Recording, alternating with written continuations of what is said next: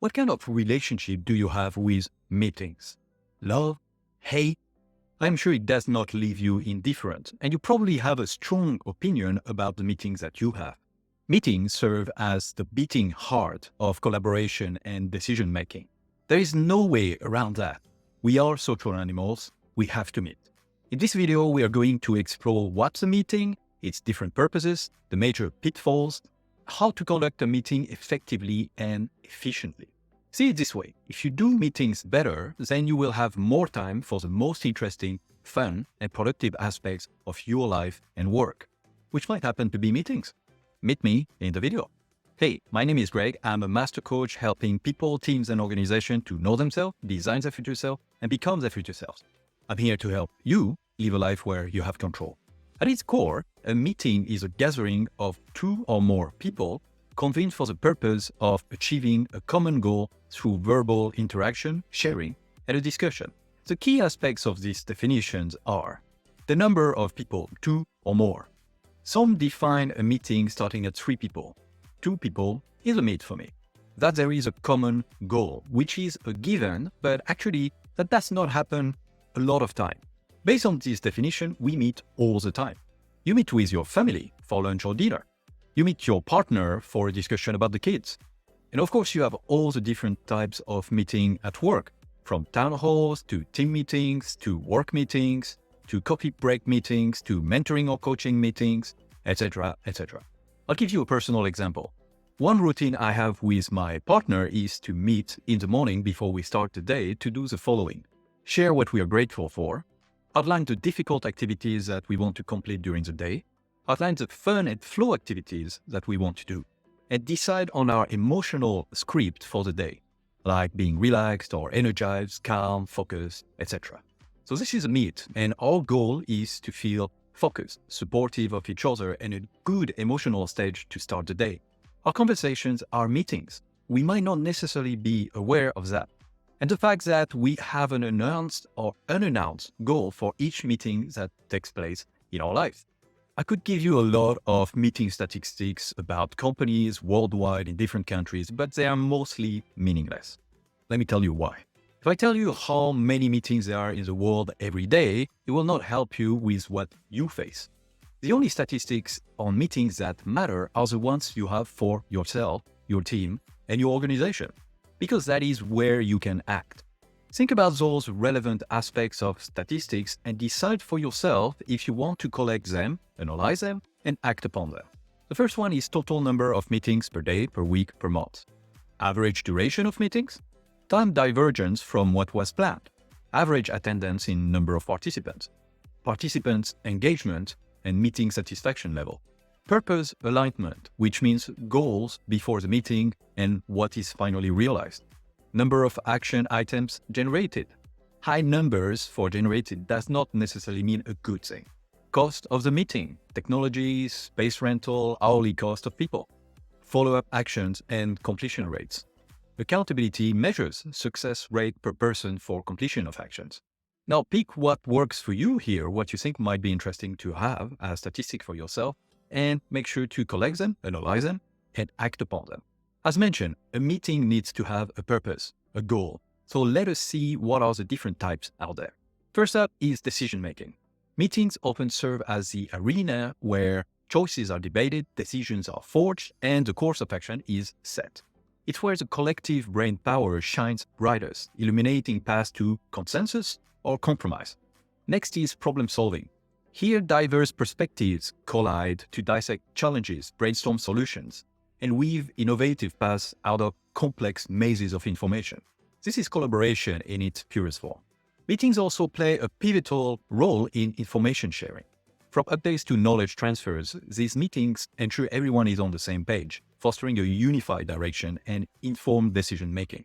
Planning and strategy is next. Meetings dedicated to these purposes are where the visions are crafted, strategies are mapped, and milestones are set, so the team can get moving on an agreed path. Last but certainly not least, meetings are invaluable in building and strengthening relationships. There is a soil and sunlight nurturing the team's growth, enhancing cohesion, trust, and mutual respect. Now think about the meetings that you attend regularly. Grab a notebook and jot down which ones fuel your passion and which ones drain it. And if passion is too big a word, which one fuel your interest? Reflect on the essence of each meeting. What purpose does it serve? And ask yourself, are those meetings supporting my goals or not? This can help you make a rating of the usefulness of the meetings that you currently attend. And do not hesitate to rank your private interactions too. It can go a long way into improving many home interactions once you understand the goals of each family members or friends. You like this video so far? Then you know what to do. Also subscribe and put on the notifications if you want to receive content like this every week. And check out all the links and all the videos in the description about the same topics that we're talking about meetings. Let's take a look at the many pitfalls that we can fall into with regards to meetings. The first pitfall is setting sail without a compass. A meeting without a clear purpose or agenda.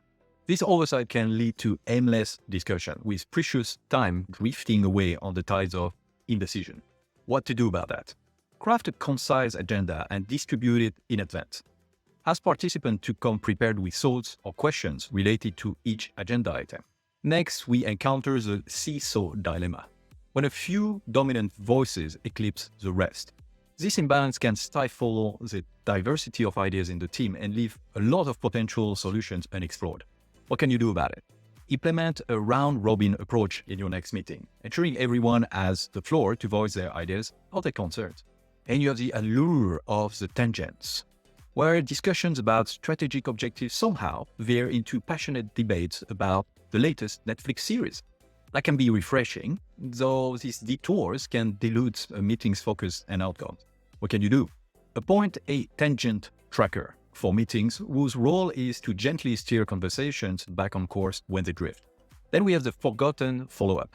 Without nurturing, even the most fruitful meetings can wither, leaving action items unattended and progress disappearing.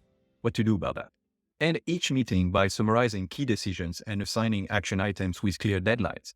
Then send a follow-up email within 24 hours to reinforce this commitment. Lastly, and a classic, the peril of abundance. Overloading schedules with back-to-back meetings.